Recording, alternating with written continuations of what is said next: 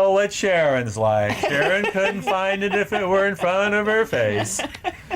Sharon can hardly keep it together. She'd forget her name if it wasn't pinned on her nose.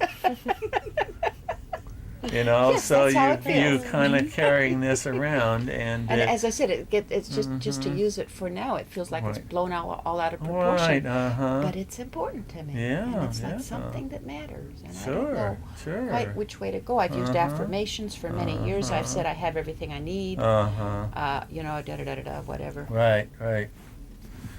You know, it matters because it's touching on something that you value, of either being accountable or being credible or being competent, or something having to do with your inherent soundness as a person.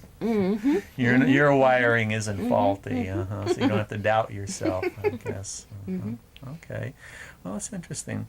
Well, April, I'm just curious, you know, as I've been talking to Sharon a little bit about this, you know, and she's sort of going over the same territory, and I've been listening to her and so on. What would you say, if you noticed, as me trying to practice the listening skills as she's talking, and you reflect back on when you were trying to listen to her, what comes to your mind? I noticed how, like, it was going a little bit farther when you were talking. Some of the words that you used and how you rephrased what she was saying took things a little bit farther. And it was, how was I doing that? Just I just sensed a real sense of, like you were saying earlier, authenticity with her, and it just seemed to come. It flowed freer with you than I think it did with me. How was I feeling, do you think, relative to how you were feeling when we were listening to her? I'm not sure. I mean, I think I was more concerned with what I was going to say to her than what she was going to say to me. So some of this, I guess, is in learning the skill and being so focused on the skill per se that the focus isn't on the person. I could sense myself being freer. I was willing to color outside the lines. And I did do one thing that was beyond the reflective listening purely, and it's something we'll be talking about in our next exercise, was I shared a little bit about something that I was feeling that was similar. I said, if I'm hearing how you're feeling, then what I experienced this time is similar to that. So it's reflecting, but it wasn't reflecting in the form of saying, what I hear you saying is, but it was of the form, if I'm hearing you correctly, then this thing that I've experienced is like that. So that was a self-disclosure that's also reflective and tuned in, maintaining contact. And we were kidding around a little bit more too, you know, and stuff. Which is fun. Yeah, to get it. What did you notice or think about, you know, and I was mixing it up with Sharon and reflecting back on April's listening to Sharon? What would you have to say? Well, I think the main difference that I noticed was that April tried to very closely use the verbiage that Sharon used. And you were just kind of, you know, there was no special word that you had to say, but it was just pretty much that you were kind of allowing yourself to actually experience what she was experiencing and how that might be, and much more relaxed with it and kind of at home with it. I think a lot of it is that, just being at home with it, being relaxed. But the other thing is the focus is on the authentic connection. I'm really curious, you know, about what's this like to be sharing, you know, kind of stuff. And listening to, trying to understand, I guess, the things that she's saying, putting together, I think, like the linking up phobia, which she had said earlier. I don't even think it was with me. I think it was with you. But somehow the word popped out, the way she was talking, and I was feeling a match, phobia. False fear, where you're overly afraid of something, as if she was diagnosing herself.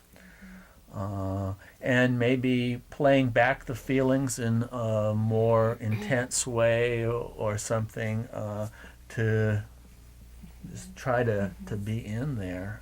To mix me up more. Well, to just mix- trying to not- explore. Not confuse me. I want to use the word mix it, but to put the spoon in here and really stir it around a little further. You know, is how that felt. Right. And I also felt, if that's okay for me to Sure. say, okay, my sense of understanding what I had said earlier was that it felt that the reflective listening that we've been practicing was beginning to feel limited and one-sided and even boring or even difficult. Right. But what I suddenly realized is that it is a skill.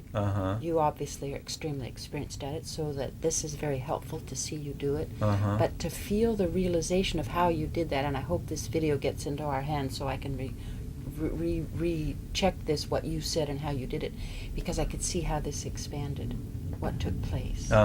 You see, it helped me to look further. It was still leaving the responsibility on me to dig into my own awareness for what I could get out of it. Right. You weren't helping me a whole lot, but that wasn't the point of it. You know, it wasn't you telling me what to do. Yeah. You know, or giving me the answers. No, I wasn't But telling it you what felt- to do, but I certainly was maintaining a high level of interest in your situation. If you Yes. kind of got bored with your question, I still wasn't bored with it, you know, and so to be there, and just the demeanor, I mean, just, you know, really bearing down, as it were. And of course, I did allow myself to go outside the lines. You know, not that it was all that critical to do. I mean, it didn't produce anything. It wasn't a technique when I talked about, you know, me not knowing about the appointment tonight. That wasn't some technique that all of a sudden you had this major breakthrough. It was just part of a sharing and a camaraderie of relating, you know, to you. And that was very reassuring as well, because it made me feel less isolated. It made me feel more like maybe I'm not the only person who has to make notes about everything. Well, I or think forget that one of the something or things that would be coming up here, would be, I suppose, is saying, well, I notice, you know, that I get overwhelmed. I've got too much going on. And I notice for me that I'm not questioning my mental capacities, except I'm questioning my good judgment to take on so much stuff. And when will I be found out, and when will it all collapse and stuff, and I'll be sent to jail because or whatever.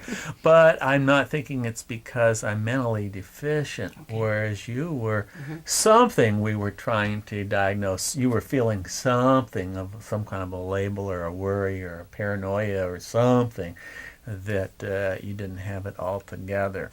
And when I mentioned project management software or contact software, that's obviously Yes, because see, that was another thought I didn't know about. salespeople, they gotta keep track of all this stuff, and it's very hard. I use it for all my Atlantic University students. So you might say there was some kind of a normative statement or something like that. But if I was going to stick to strictly from reflective listening to self-disclosure that reflects back on what I'm hearing, then I would say that what I would be saying is, well, I have a similar experience of feeling of being behind, and yet I don't have this feeling of I'm losing it.